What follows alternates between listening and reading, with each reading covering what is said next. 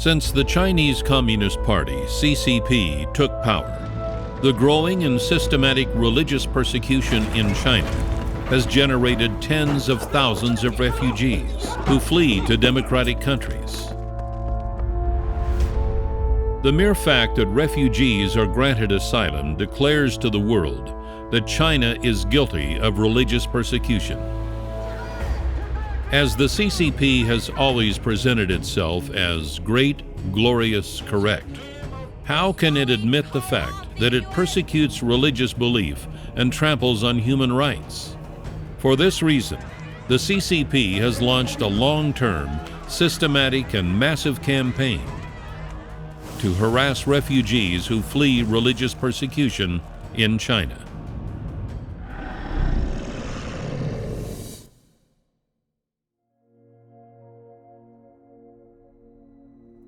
The first strategy used by the CCP is to use the manipulation or corruption of some foreign journalists and scholars to spread fake news that defames the religious groups persecuted by the CCP. As the pretext on which the CCP wantonly persecutes these religious groups, the fake news had already widely spread in China. Uyghur Muslims were accused of being terrorists, and false accusations of violence were directed against Falun Gong and others. The rumors and false accusations by the CCP have caused further hurt to the refugees fleeing religious persecution. In 2005, a young Uyghur physics graduate called Burhan Zunin, 1977 to 2005, committed suicide in Denmark after being denied asylum in this country and previously in Germany and Norway. The Church of Almighty God, CAG, has also been deeply harmed by the CCP's fake news. In 2014, the CCP accused the CAG of the murder of a woman in a McDonald's diner in Shaoxuan, a crime in fact committed by a different, small religious movement. CAG refugees encountered many difficulties in seeking asylum. Some of them, after receiving departure orders, tried to return to China in secret, but were arrested, sentenced, and tortured. The CCP also exported its physical persecution abroad. It imposed pressure on democratic countries through political, economic, and diplomatic channels. And moreover, its agents started operating abroad, threatening refugees and using different strategies to prevent them from obtaining asylum. The CCP has used these methods against almost all persecuted groups fleeing overseas, where it recruited local fellow travelers. A case in point is Korean pro-CCP activist Ms. Oh Myung-ok, who launched campaigns against both Falun Gong and the CAG in South Korea. Ms. Oh runs a website and a publishing house, denouncing groups she does not like as heretics. Suspiciously, she particularly focused on groups persecuted by the CCP. She preaches that there is no persecution in China and demands that the Korean government deport these religious refugees. Unfortunately, there are a handful of misguided Christians supporting her, confusing theology and human rights. It is normal that religious groups disagree between themselves about theology. It is not normal that Christians support persecution, torture, and murder by an atheistic communist regime of believers whose theology they do not like. International scholars have studied the systematic and decade-long harassment by China of Tibetan Buddhist refugees who escaped to Nepal since the 1950s. In 1989, due to continuous Chinese pressure, Nepal stopped allowing Tibetan refugees to settle permanently in the country. However, it continued to permit their safe passage to India after having signed an agreement with the United Nations to that effect. China, however, continued to harass Tibetan refugees in Nepal.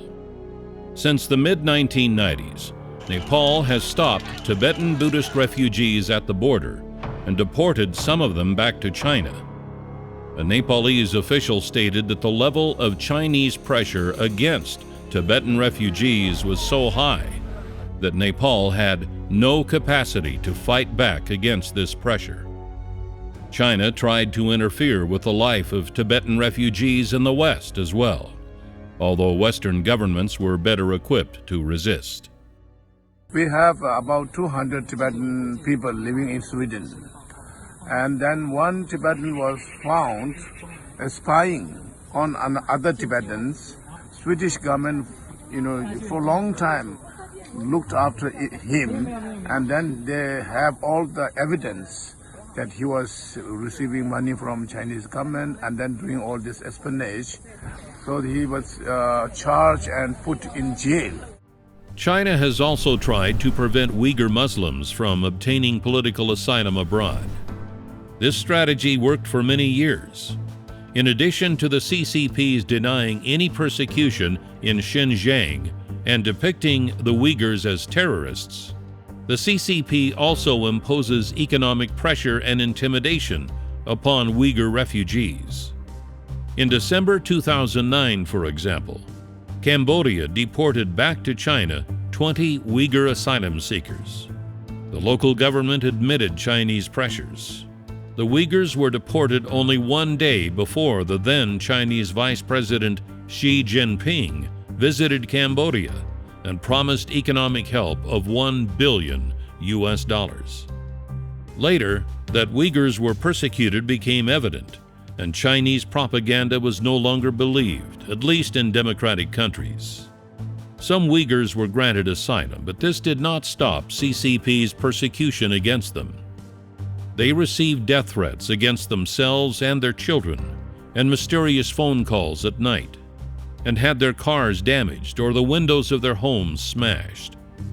Senator Marco Rubio, co-chair of the Congressional Executive Commission on China, stated in 2018 that the long arm of the Chinese government directly impacts the broader Uyghur diaspora community, including in the United States.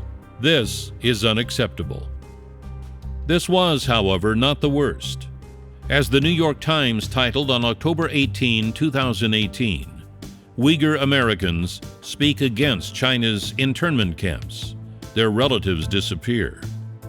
Uyghur refugees are warned by Chinese agents that if they do not keep silent on the persecution, their relatives living in China will be detained and may even be killed. Unfortunately, these are not vain threats. They've been told, you must come back so that your family will be well treated. And yet they know that anyone who has a tie abroad, that is Uyghurs who've been in Europe or America, if they go back, they can easily be taken directly from the airport into indefinite secret detention in a camp. So they're put in an impossible bind. China also keeps Muslim ethnic Kazakhs in the transformation through education camps. Some of them manage to escape to Kazakhstan, where Chinese agents and fellow travelers try to intimidate them and to pressure authorities not to grant them asylum. A national and international mobilization helped a brave Kazakh judge rule in 2018 that the most vocal of these asylum seekers, a woman called Saila Guli Sawutabai, should not be deported back to China. But she was not granted asylum and reported that she and her children, who were also in Kazakhstan, were openly threatened by Chinese agents and pro-CCP Kazakhs when they walked on the street. She left Kazakhstan at the beginning of June 2019, seeking asylum in Sweden. The well-known human rights lawyer representing both Sawutabai and other Chinese refugees, Ayman Umarova, often receives death threats, and under CCP pressure, the head of the largest human rights organization in Kazakhstan, Zerikzan Bilash, was placed under house arrest after he supported refugees from China. Several secret CCP documents, including one published in 2017 by the Henan CCP Provincial Committee, describe in detail how refugees from groups labeled as Xijiao, including Falun Gong and CAG, should be systematically monitored, spied, and harassed abroad. CAG refugees are being spied on and persecuted by the CCP in several countries. Again, this persecution has been and remains particularly severe in South Korea. On May 18, 2016, the wife of a CAG refugee in South Korea, Jung Fu, brought their child to Jeju Island to look for him. Traveling together with her was a CCP agent. At the behest of the agent, Jung's wife trapped him in a hotel, secretly took his passport, snatched his wallet, credit cards, and money, and tried to intimidate him into returning to China with her.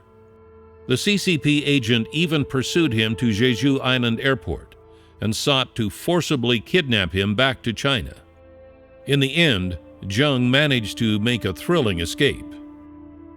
Bitter Winter has published confidential documents where the CCP organized and coordinated campaigns to have CAG refugees in South Korea deported back to China.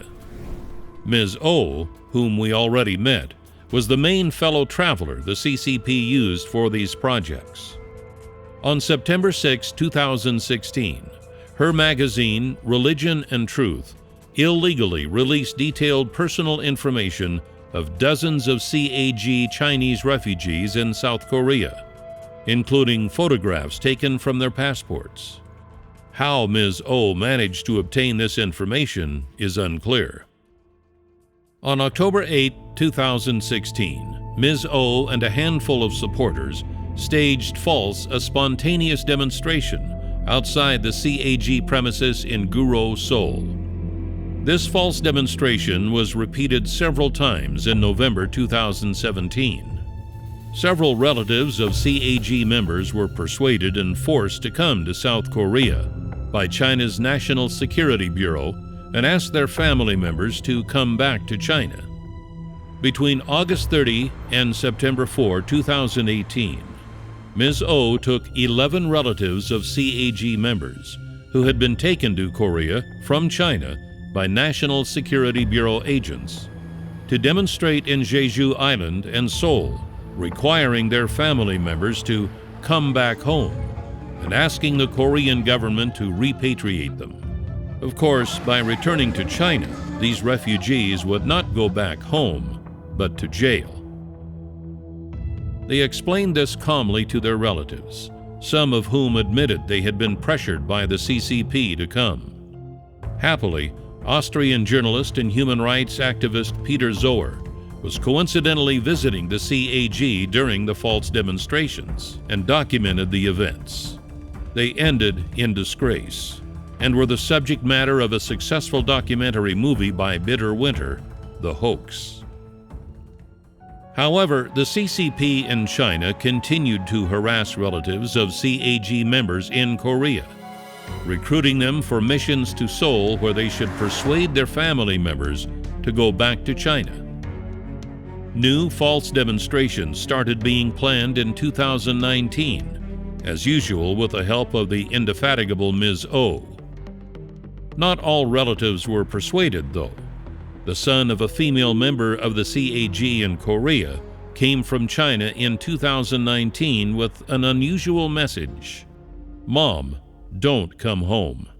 上个月我儿子来看我， Last month, 他说 my son paid me a 去年 visit. 当地公安局 He said last year he was called to the National Security Brigade of a local public security bureau for investigating my face in 他 Almighty 通过在 God 公安局内 abroad. 部的一个朋友打听到 Later, one of his friends serving in the Public Security Bureau 对海外 told 权力 him 审 that the 计 police 这个 had a 情况 good 掌握得 grasp 很清楚 of CAG Christians overseas. 他说 His friend showed him a paper 那个朋友 where there 拿出 was 一张 clear information of a list 上 of 面 people, 有十几个人的信息 including me. The 其中就 paper 有 included our names, 上面有人 photos, 名 the countries, and 在 the 哪个 churches 国 we 家 were 哪 in, 个教会 and even the 甚至在教 spiritual 会的名 names we 都 use 非 in the 常清楚 church.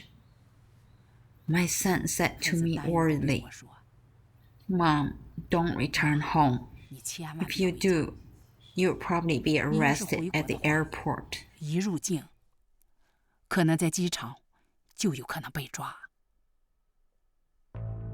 Falun Gong refugees have also been the target of Chinese persecution.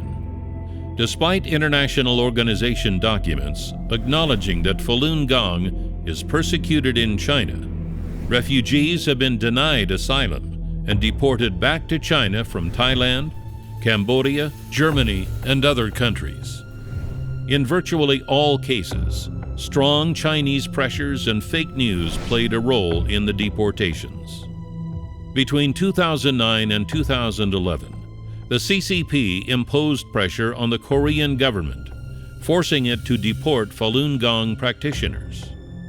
From then on, in no country, the CCP has been more active in reclaiming deportation of Falun Gong refugees than in South Korea, despite international protests. CCP fellow traveler Ms. Oh has played a central role in these campaigns of hate. In 2017, Falun Gong adherent Ms. Ma Hui and her 8-year-old daughter Ma Jing were seized by Russian immigration officers at their St. Petersburg residence and forcibly put on a plane to China, despite having been recognized as bona fide refugees by the United Nations High Commissioner for Refugees Office in Russia. Their fate in China is unknown. China promotes abroad a Chinese anti-cult world alliance, CACWA. A chapter of CACWA is active in Flushing, New York, which is home to a large Chinese community. It has been sued by members of Falun Gong for a number of illegal activities, including systematic harassment and even violence against refugees. On April 23, 2018, the U.S. District Court for the Eastern District of New York ordered the lawsuit to proceed. And there is another case in Thailand. The gentleman, his last name is Zhang. He ran away from China one day. He go to Thailand. He was hit by a car one day, and it's not serious injury. But after he was sent to a hospital, he died in hospital, and people believe that he might injure something into his body, and so he died in hospital. The great Italian poet of the 14th century, Dante, 1265 to 1321, proclaimed, "Those who have fled persecution are sacred, and nobody should dare injure them." However, the CCP keeps harassing them in the countries where they live as refugees. These bullying tactics have been repeatedly denounced by respected NGOs and international organizations, including the United Nations, and certainly do not improve the already abysmal reputation China has internationally for its handling of political and religious dissidents. The answer of the free world and of all friends of human rights and religious liberty should be a simple one: support the refugees.